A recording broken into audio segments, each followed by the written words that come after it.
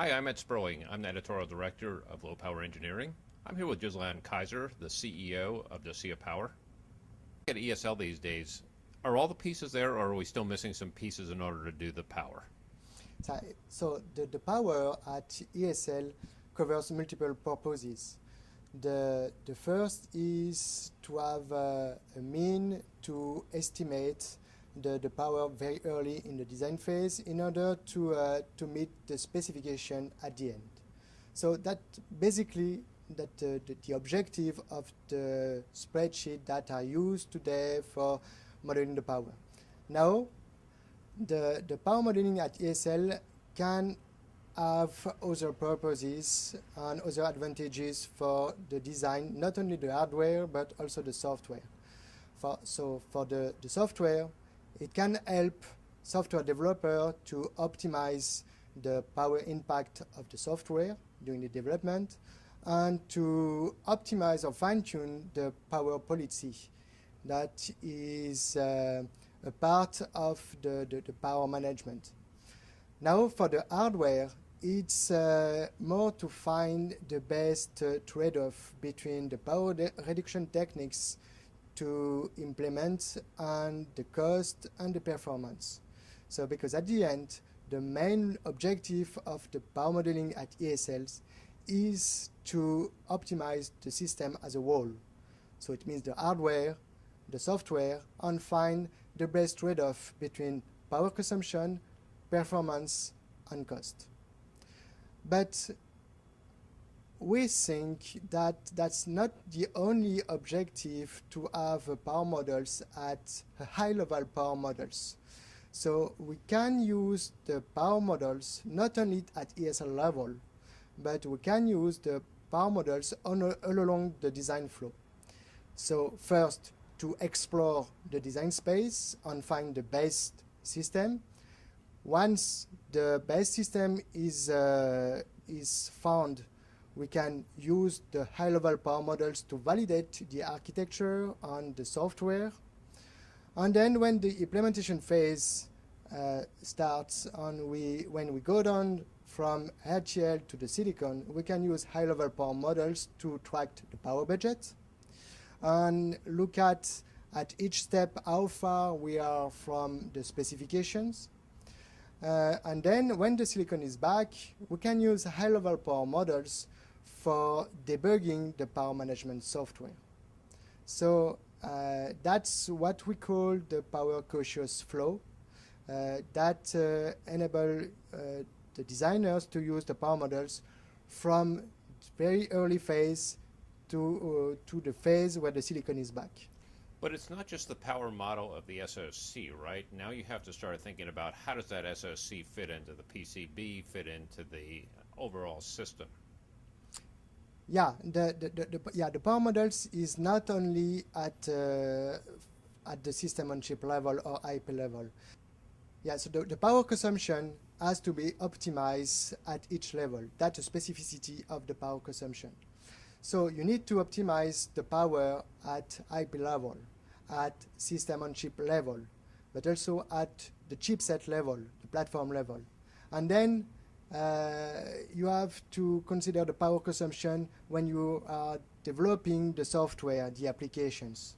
So there are multiple purposes for the usage of power models and at different for different players.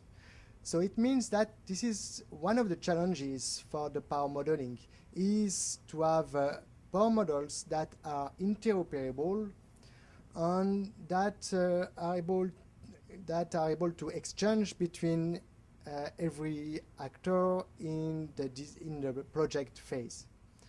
So it means that if we can have a mean to exchange some power models between IP provider, system on chip designer, and the phone maker, for instance, it means that we will have the chance to optimize the power for the end user. So you're going sort of hierarchical in terms of the design. You've got the chip, the chipset, the full out system, and then you have to go iteratively along the step of the design process too, right? On your power, to be able to say, okay, at this phase we know it's going to be this accurate. At this phase we have to start including more pieces as we go, and so you're getting successively more accurate as you move forward in the design phase. Yes. Yes. So along you go down in the design phase, you will be able to refine the power models. And the main objective and the main advantage, I would say, for that is to track your power budget all along the design phase. So even if at the beginning your power models is not so accurate, it helps designer, architect to explore the design space and make the right choice. Then when you go down in the design phase and in the implementation phase, you can refine the power models and track the power budget. And when the silicon is back for validation, you have very accurate power models because you have all the data, and with these very accurate power models, you can debug your power management software. Interesting you bring up power management software, because when we think about software, there's really two types of software in a design, right? One is what runs on the system that you're developing. The second one is the software that actually manages it. And so you're dealing with the second type of software becomes even more difficult to build into the design phase, though, because it may change as you go forward. Yeah, you're right. There are two different pieces of software when we consider the power consumption. The first and these two pieces are very important to be considered. So the first is the impact of the software on the power consumption. So when you develop an application, you want to know if how much power this application will consume. And you have on the other side the power management software that can play a very important role to reduce the power. But even if you can optimize the application by optimizing the number of access to the external memory, for instance, you have to consider in the power management software the application as well. Because you know that some applications can now be aware of the power. And the power management software is a very complex piece of software because you have to consider the application, the OS, and the low-level software that interact with the hardware. So it means that to consider all these pieces of software, you need to have some way to simulate that very early and to optimize that when you go down in your project. And you have to react with very fast way when your customers, the final customers, ask you to modify or to be compliant with these applications or to be able to run more graphical applications. So some things like that, you need to react in your power management software, and that's the advantage to have this in software to optimize and meet the specification at the end. How much is that affected by use models? If I use a phone differently than you, for example, does that affect how you would model all that stuff? So yeah, the power consumption is not only an hardware problems. It's an hardware and software means more applications. So you don't have any power consumption if you don't consider any application behind that.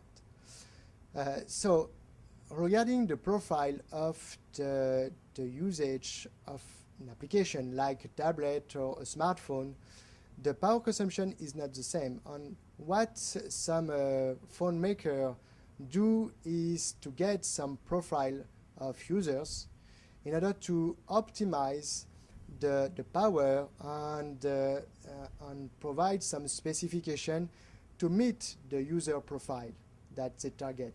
Because that's not the same thing if you use a smartphone. You don't have the same profile, so the same power consumption behind that. Then if you consider a low-cost phone that will be used more for only phone stuff or not for running video.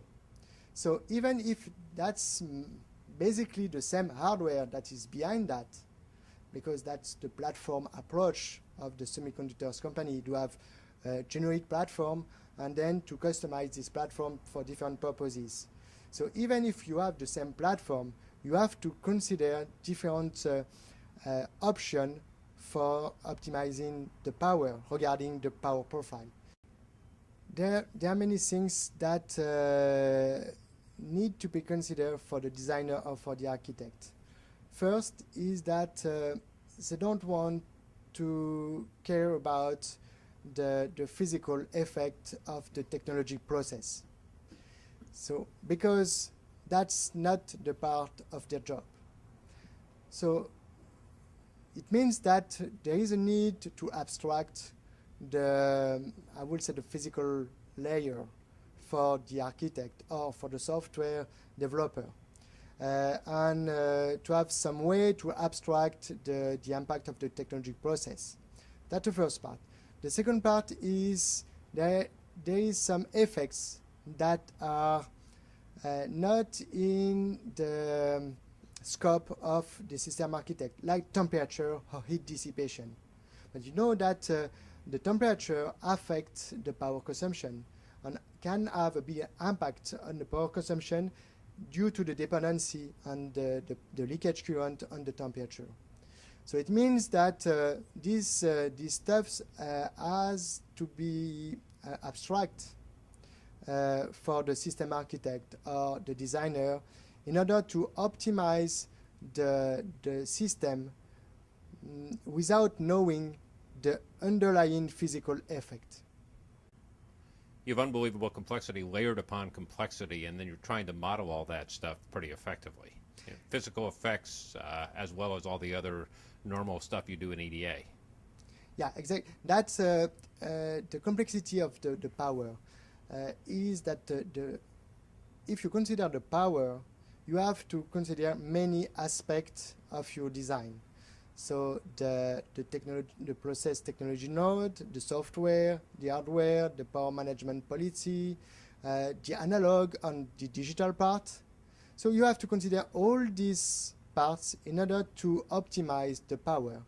So it means that the main difficulties is to have the same kind of model for the power than for the function or for the design that we have, because the things to be considered are not the same, and the objective and the capability of abstraction is not the same. So, for instance, you can abstract at system level for the functions the underlying process. That's not the case for the power. If you don't consider the physical effect of your targeting process, you won't have any power numbers. But if I take an example of a microprocessor, for instance, for the power point of view, you can abstract some instruction by saying that a set of instructions will have the same power consumption, about the same power consumption. You can do this kind of abstraction. But for the functionality point of view, you have to consider each instruction and the effect of each instruction. So what I mean is that you don't have the same capability of abstraction for the functionality and for the power. So it's difficult to have a same model that is able to model both the functionality and the power consumption. And we think that it's better to have two separate models, one for the power consumption and one for the functionality, but to have at least more than two models, but at least this kind of models, but at the end to have these models that are interoperable. Ghislain, thank you very much for your time.